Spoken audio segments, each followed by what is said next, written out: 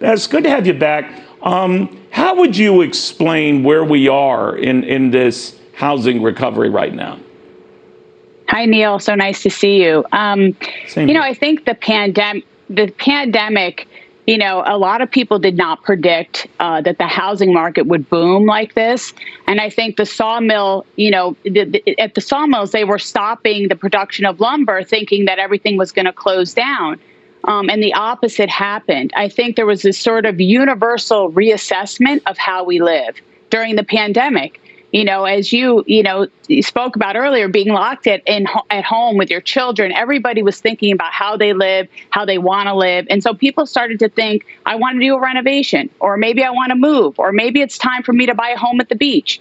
And so I think that inspired a lot of this. And that's why we're seeing such a fluid housing market. I think the report said something like we need to build more than 4 million homes to keep up with the demand in the United States. And it's remarkable. It's really been remarkable. So that would at least indicate that this has some traction, some staying power. Are we talking a year, more? I think we have at least a year. I mean, the Fed has indicated that I think rates are going to stay where they are, which are still historically low.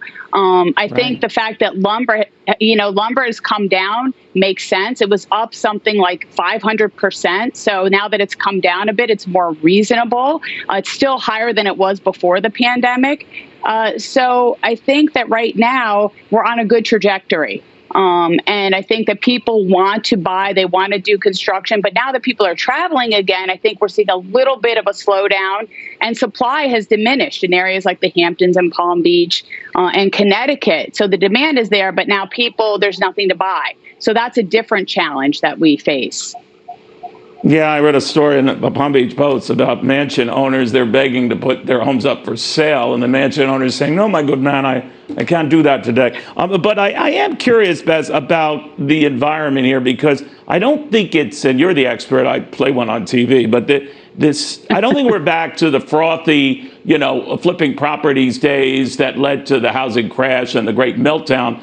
But I do hear these anecdotal stories where, people are offering sellers of homes concert tickets, anything they can to get to the front of the line, and some buying homes sight unseen simply on what they see on the internet.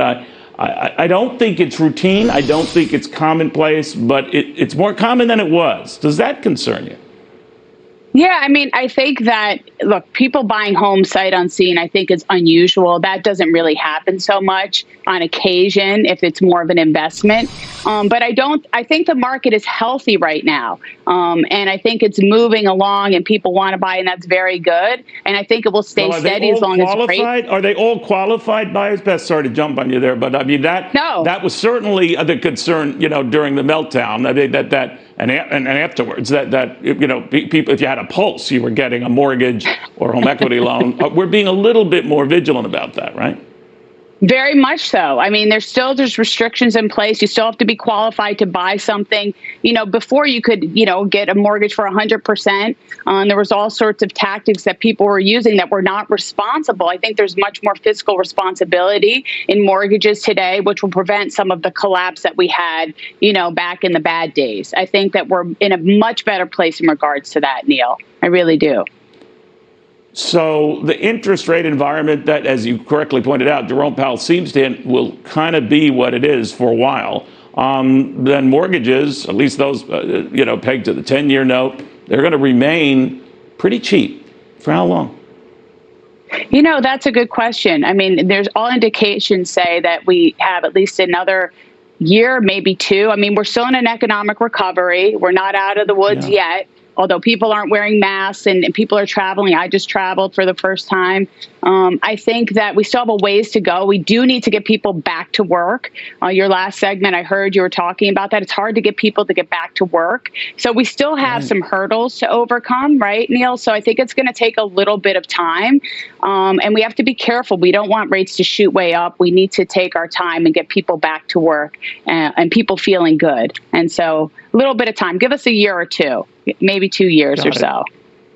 Well, you were right on the money when everyone's saying that we're going to be in this housing winter for God knows how long, and you were saying, no, I don't see it that way. So You have a pretty good track record, Bess. We'll see what pans out here. Bess Freedman, Brown Howard Thanks, Neil. Stevens Real Estate